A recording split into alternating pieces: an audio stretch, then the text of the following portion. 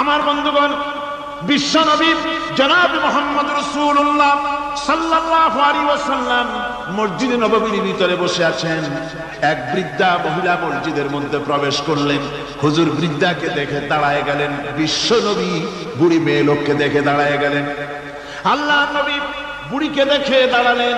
বুড়ি যখন কাছে এলেন, আল্লাহর নবী নিজের গায়ের চাদর বুড়ির জন্য বিছায়া দিলেন। বুড়ি বসলেন। এরপরে কথাবার্তা সারার পর বুড়ি যখন বিদায় হবেন, হুজুর আবার দাঁড়ালেন।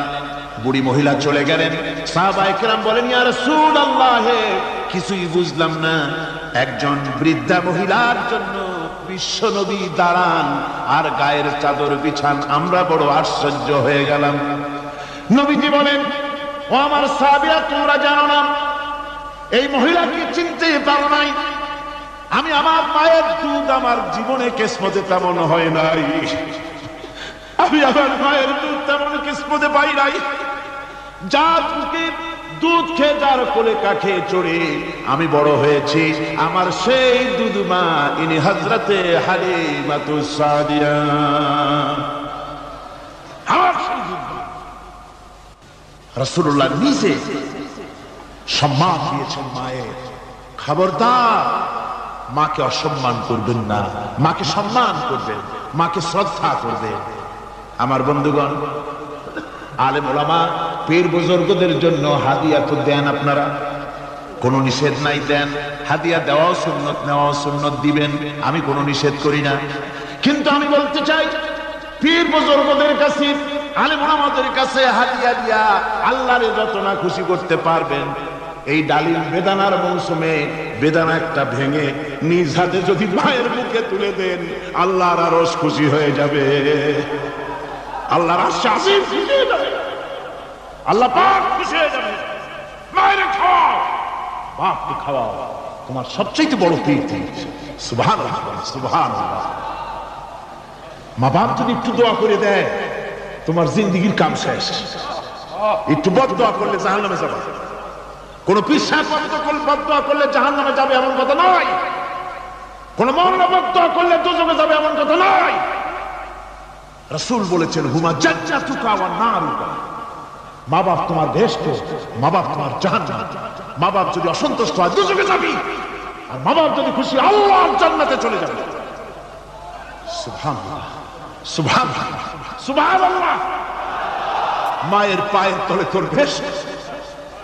আমরা পুরুষ, আমাদের গত বছরও বলেছি, আমরা পুরুষ, আমাদের পায়ের তলে জুতা। আমাদের পায়ের তলে কি? শুধু জুতা। আর আমার মা, আমার মায়ের জাতি যারা এই প্যান্ডেলে বসে আছেন, আমার মায়েরা, বোনেরা, মায়ের জাতি যারা পৃথিবীতে, মায়ের জাতির পায়ের তলে আল্লাহর বেহেশত। সুবহানাল্লাহ। নারীর মর্যাদা ইসলাম দেয় নাই, কে দিয়েছে? আল্লাহ দিয়েছেন, আল্লাহ রাসূল দিয়েছেন। আমার বন্ধুগণ, হযরত বাইজিদ বুস্তামি, ছোট্ট বাচ্চা ছেলে, গভীর রাত্রে মা অসুস্থ, পানির পিপাসায় জেগে উঠেছেন। বাবারে, পিপাসায় শেষ হয়ে গেলাম, পানি দাও। ছেলে ঘরের ভিতরে পানি না পেয়ে বাইরে দৌড়াদৌড়ি করলেন। অনেক দূর থেকে পানি নিয়ে এসে দেখেন মা ঘুমায় গেছেন। পানি নিয়ে দাঁড়ানো, পৌষ মাস, মাঘ মাসের শীতের রাত, ফজরের সময় মায়ের ঘুম ভেঙে গেল। তাকিয়ে দেখেন বাইজিদ দাঁড়ানো, হাতে পানি থরথর করে কাঁপছে। জিজ্ঞাসা করে, বাইজিদ তুমি দাঁড়ানো কেন? ছোট্ট বাচ্চা বলে, মা পানি চেয়েছিলে তুমি গভীর রাত্রে, পানি ঘরে ছিল না, অনেক দূর থেকে আনতে হয়েছে। মা বলছে, ঘুমাও নাই কেন গ্লাস থুইয়া? বাচ্চা বলে, ঘুমাই নাই। তুমি যদি আবার পানি চাও, সময় মতো যদি দিতে না পারি, মা তোমার কষ্ট হবে। এই জন্য ফজর পর্যন্ত আমি দাঁড়ায় আছি, কখন তুমি পানি চাও। মা হাতের থেকে পানি নিয়ে পান করলেন। বাইজিদকে বিছানার উপরে আরাম করে কম্বল দিয়ে ঘুম পড়াইয়া দিলেন। হযরত বাইজিদের মা উযু করে ফজরের নামাজ পড়ে সিজদায় চলে গেলেন। চিৎকার মেরে কেঁদে বলেন, আমার রব, আমার আল্লাহ, আমি আমার বাইজিদের মা, আমি মা হয়ে বাইজিদের জন্য দোয়া করি। বাইজিদ আমার জন্য আজকে যা করেছে, আমি মা, আমার কলিজা ঠান্ডা হয়ে গেছে। হায় আল্লাহ, আমি বাইজিদের জন্য দোয়া করি, তুমি তাকে সুলতানুল আরিফিন বানাইয়া দিও। হযরত আবু হুরায়রা রাদিয়াল্লাহু তাআলা আনহু রাসূলের সামনে এসে কাঁদতেছে। হুজুর বলছেন, আবু হুরায়রা কাঁদো কেন? কাঁদো কেন? রাতের বেলা কাঁদো। হযরত আবু হুরায়রা বলছেন, হুজুর আমাকে মা মেরেছেন।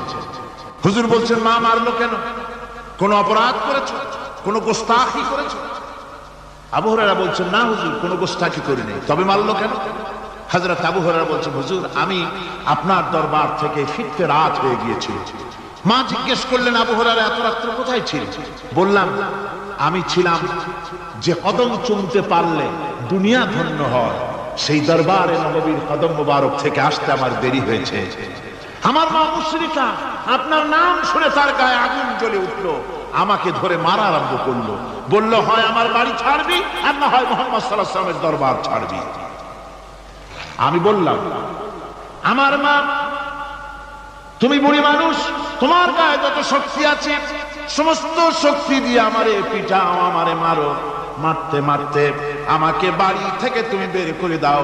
তোমার বাড়ি শুদ্ধ, তামাম দুনিয়া ছেড়ে দিতে পারি, আল্লাহর নবীর কদম মোবারক ছেড়ে দিতে পারি না। হুজুর, আমার মা আমাকে গলা ধাক্কা দিয়ে বের করে দিয়েছেন। হুজুর বলছেন, আবু হুরায়রা, তোমার মা তোমাকে মেরেছে, তুমি আমার কাছে নালিশ করছো? আমার তো এখানে ইন্টারফেয়ার করার কিছু। সুবহানাল্লাহ, সুবহানাল্লাহ। মা তোমাকে মেরেছে, এখানে আমার করার কিচ্ছু নাই। বিশ্ব নবী বলছেন, এত বড় পাওয়ারফুল নবী, লেজিসলেটিভ পাওয়ার, সারে আল্লাহ তাকে বানিয়েছেন শরীয়ত প্রণেতা। কোরআন শরীফ, কোরআন শরীফে শুধু হালাল ও হারামের, হালাল এবং হারামের, বৈধ এবং অবৈধের সীমারেখা শুধু কোরআনই ঠিক করে। রাসূলের জন্য আল্লাহ ছেড়ে দিয়েছেন। আল্লাহ রাসূল হারাম, হালাল এবং হারামের বৈধতা অবৈধতার সীমারেখা নির্ধারণ করেছেন। এত বড় ক্ষমতা তার, এত বড় পাওয়ারফুল বিশ্বনবী, তিনি বলছেন মা মেরেছে, আমার করার কিছু নাই। চিন্তা করেন কত বড় কথা, এ কথা লোট কত। হযরত আবু হুরায়রা বলেন, ইয়া রাসূলুল্লাহ, মা মাকে মেরেছেন, আমি আল্লাহর নবীর কাছে মায়ের বিরুদ্ধে নালিশ করতে আসি নাই। বললেন, কেন এসেছো? হযরত আবু হুরায়রা বলেন, হুজুর এসেছি একটা কারণে। আমি জানি আল্লাহ নবী যদি আল্লাহর দরবারে হাত উঠায়া কোনো জিনিস বলে, আল্লাহ রাব্বুল আলামিন সঙ্গে সঙ্গে মঞ্জুর করে নেন। হুজুর আমি এসেছি, মেহেরবানি করে দোয়া করুন আমার মাকে যেন আল্লাহ হেদায়েত নসিব করে দেন। আল্লাহ নবী হাত উঁচু করে বললেন, আল্লাহুম্মা হিদি উম্মা আবি হুরায়রা, আয় আল্লাহ আমি দোয়া করি আবু হুরায়রার মাকে তুমি হেদায়েত নসিব করে দাও। রাসূলুল্লাহ দোয়া করছেন আর আবু হুরায়রা সমানে দৌড়াচ্ছেন। তিনি দৌড়াচ্ছেন, পেছন থেকে কয়েকজনে আবু হুরায়রার জামা টেনে ধরেছে, দৌড়ো। তাদের জানা আবু হুরায়রা খুব ভদ্রলোক মানুষ, কোন ঝড় ঝামেলার মধ্যে থাকে না, রাগ সাগ করে না, চিৎকার মারে না, দৌড় মারে না, এত ভদ্র শরীর, দৌড়ে না জানি কোন বিপদ বুঝি ঘটে গেছে। পিছন থেকে জামা টেনে ধরে বলে, দৌড়াও কেন? হযরত আবু হুরায়রা জামা সাহাবীর হাত থেকে ছিনিয়ে নিয়ে বলেন, জামা ছেড়ে দাও, আমাকে দৌড়াতে দাও। আমি দৌড়াইয়া বাড়ি যে দেখতে চাই, আমি দৌড়াই আগে আমার বাড়ি পৌঁছতে পারলাম না, আমি যাওয়ার আগে আমার আল্লাহর নবীর দোয়া আমার বাড়ি পৌঁছে গেছে, আমি এইটা দেখতে চাই। হযরত আবু হুরায়রা বাড়িতে গিয়ে দরজা নক করলেন, ভেতর থেকে আওয়াজ এলো, কে? হযরত আবু হুরায়রা বলেন, মা আমি তোমার আবু হুরায়রা ফিরে এসেছি। মা বলছেন, বাবা অপেক্ষা করো, দরজা খুলতেছি। হযরত আবু হুরায়রা বলেন, মায়ের গলার আওয়াজের ভিতরে শিরকিয়াতের কর্কশতা পেলাম না, মায়ের গলার আওয়াজের ভিতরে তাওহীদের গন্ধ পেলাম। আমার মনে হলো তীর নিক্ষিপ্ত তীর তার নিশানায় পৌঁছে গেছে। কিছুক্ষণ পর মা আমার বেরিয়ে এলেন, মাথা থেকে চুলের থেকে বুড়ি মানুষ, সাদা চুলের ভিতর থেকে পানি পড়তেছে। মা বলল, বাবারে তোমারে মারার পর আমি বড় অনুতপ্ত হয়েছি, অনুশোচনা করেছি, আমি গোসল করেছি, মনে মনে ভাবলাম আমার ছেলে তো কোনো খারাপ জায়গায় যায় নাই, কেন তারে মারলাম, আমি বড় লজ্জায় পড়েছি তোমারে মেরে। ও আমার আবু হুরায়রা, আমি গোসল করেছি, পবিত্র হয়ে গেছি, জলদি করে আমাকে নিয়ে চলো বিশ্ব নবী জনাবে মুহাম্মদুর রাসূলুল্লাহর দরবারে। হযরত আবু হুরায়রার মা ঘোষণা করলেন, আশহাদু আল্লা ইলাহা ইল্লাল্লাহু ওয়াহদাহু লা শারীকা লাহু ওয়া আশহাদু আন্না মুহাম্মাদান আবদুহু ওয়া রাসূলুহু। আমার ভাইরা, মা বাপ সবচেয়ে সম্মানের জিনিস। আল্লাহর ইবাদতের পরই মা বাপের খেদমত করতে হবে। আল্লাহ পাক বলছেন, বান্দারে দেখ, মায়ের পেট থেকে আনলাম, মায়ের বুকের মধ্যে মহব্বত পয়দা করলাম, এত মহব্বত দিলাম তোর উপরে,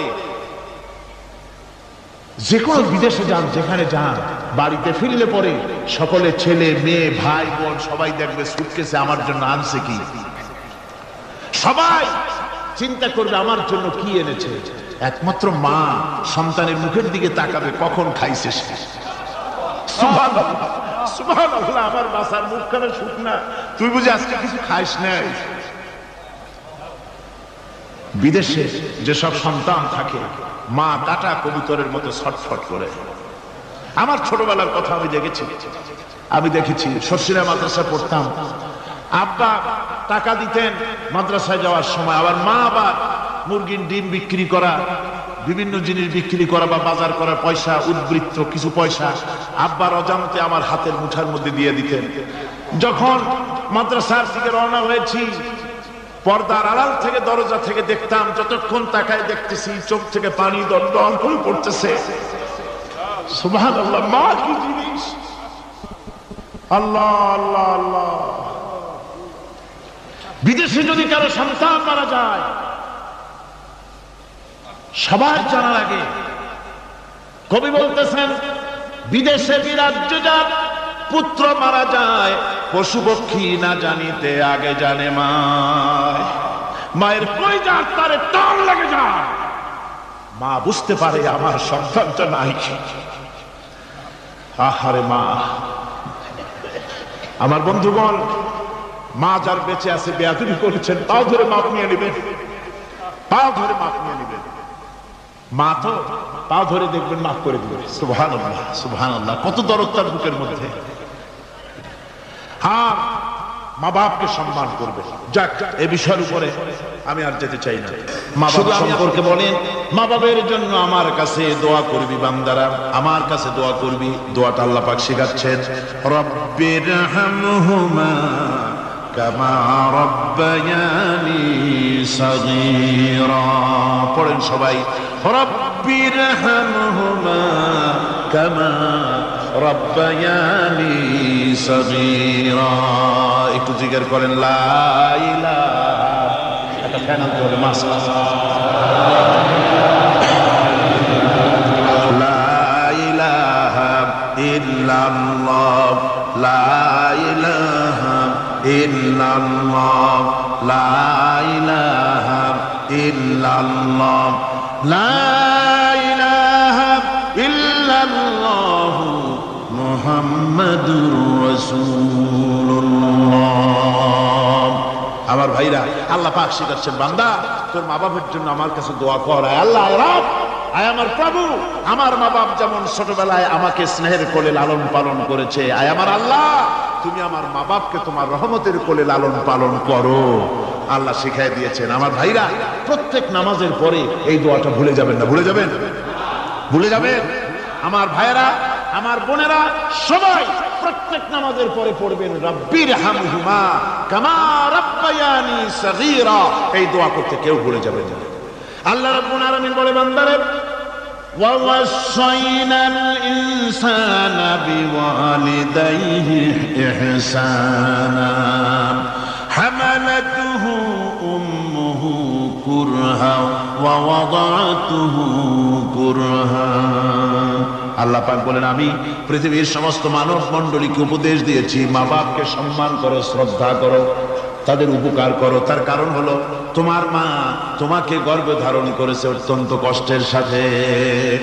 আল্লাহ বলতেছেন মা তোমাকে গর্ভধারণ করেছে অত্যন্ত কষ্টের সাথে, এরপরে তোমাকে ডেলিভারি করেছেন অত্যন্ত কষ্টের সাথে, তোমাকে ডেলিভারি করেছে। আর মানুষের পূর্বপুরুষ হচ্ছেন আদম আলাইহিস সালাম, আর তার উৎপত্তি হচ্ছে মাটি থেকে। মানুষ এসেছে আদম থেকে, আদম এসেছে মাটি থেকে। এখন আল্লাহ পাক বলছেন যে আমি হচ্ছি তোমার স্রষ্টা, আমি তোমাকে বানাইছি। কোরআনে কারীমের কথা এভাবে বলছে, কাইফা তাকফুরুনা বিল্লাহি ওয়া কুনতুম আমওয়াতান ফাহিয়াকুম সুম্মা ইউমীতুকুম সুম্মা ইউহয়ীকুম সুম্মা ইলাইহি তুরজাউন। হে মানুষ, তোমরা কিভাবে কুফরি করো, অস্বীকার করো, আল্লাহর সাথে নাফরমানি করো? কিভাবে করো? যে আল্লাহ তোমাকে, তুমি ছিলে মৃত্যু, তোমাকে আল্লাহ পাক জিন্দা করেছেন, এই জিন্দা থেকে আবার মৃত্যু করবেন, আবার মৃত্যু থেকে তোমাদেরকে জিন্দা করবেন, আবার সেই আল্লাহর কাছে তোমাদেরকে ফিরে আসতে হবে। সুতরাং মানুষ জন্মের পূর্বে সব মৃত্যু ছিল, একথা তো আজ বিজ্ঞানসম্মত কথা, বৈজ্ঞানিক সত্য কথা। মানুষ জন্মের আগে মৃত্যু ছিল। কিভাবে মানুষের উৎপত্তি থেকে এলো? কোরআনে কারীম তা পরিষ্কার করে বলছে তোমাকে কিভাবে সৃষ্টি করেছে। তুমি দেখো, সন্তান মায়ের জরায়ুতে আসার পূর্বে সে ছিল পিতার শুক্রকীট আর মায়ের ডিম্বাণু, অর্থাৎ স্পার্মটোজোন এবং ওভাম, এই দুটি জিনিসের মধ্যে সে বিভক্ত ছিল। মায়ের বক্ষপিঞ্জর এবং পিতার পৃষ্ঠদেশ থেকে সবেগে নির্গত এক ফোঁটা পানি দিয়ে আমি আল্লাহ পাক তোমাকে সৃষ্টি করেছি। কোরআনে কারীম বলছে, হাল আতা আলাল ইনসানি হিনুম মিনাদ দাহরি লাম ইয়াকুন শাইআম মাযকুরা। মানুষের জীবনে কি এমন এক সময় এসেছিল না যখন সে উল্লেখযোগ্য বিষয় বস্তু হিসাবে পরিগণিত ছিল না? তোমার নাম ছিল না, পরিচয় ছিল না, কিছুই ছিল না, দুনিয়ার কেউ তোমাকে জানতো না, শুনতো না। আমি আল্লাহ পাক তোমাকে সৃষ্টি করেছি। তুমি কোত্থেকে এলে? কোরআনে কারীম থেকে তা জেনে নাও।